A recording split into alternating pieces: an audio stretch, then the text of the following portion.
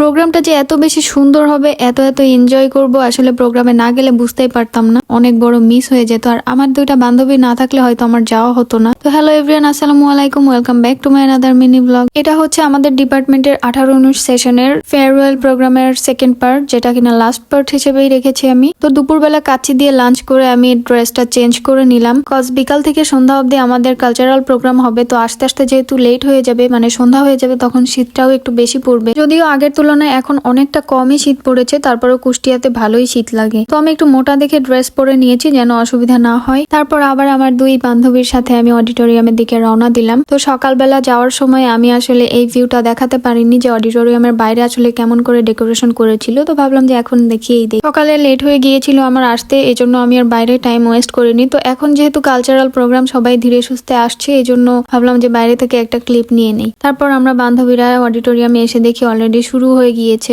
এই প্রোগ্রামে না আসলে বুঝতেই পারতাম না যে আমার জুনিয়ররা এত বেশি ট্যালেন্টেড। ডেকোরেশন থেকে শুরু করে সবগুলো পারফরমেন্স সব জুনিয়ররাই করেছে।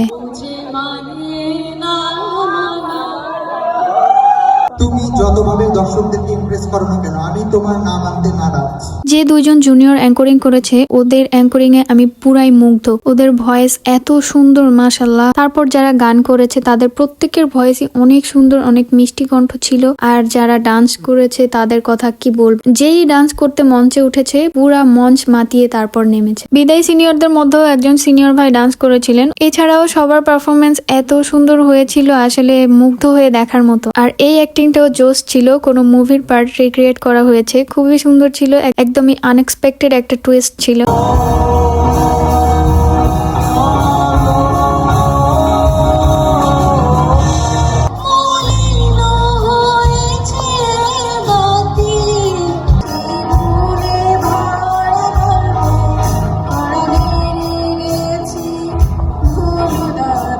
ডান্স পারফরমেন্স গুলো এত বেশি পারফেক্ট ছিল, গানের সাথে একদমই মিলে গিয়েছিল। যদি কপিরাইট ইস্যু না থাকতো তাহলে আমি গান সহ দিতে পারতাম। তারপর আজানের নামাজের বিরতি চলছিল, এই বিরতিতে আমরা কফি খেয়ে নিলাম। এই বিরতিতে সবাই একটু বাইরে যে হাঁটাহাঁটি করছিল, চা কফি খেয়ে নিচ্ছিল।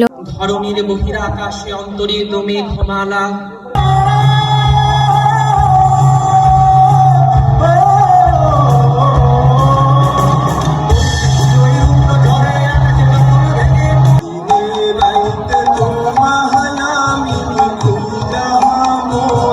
তারপর আমাদের টিচার্সদের পক্ষ থেকেও কিছু পারফরমেন্স ছিল।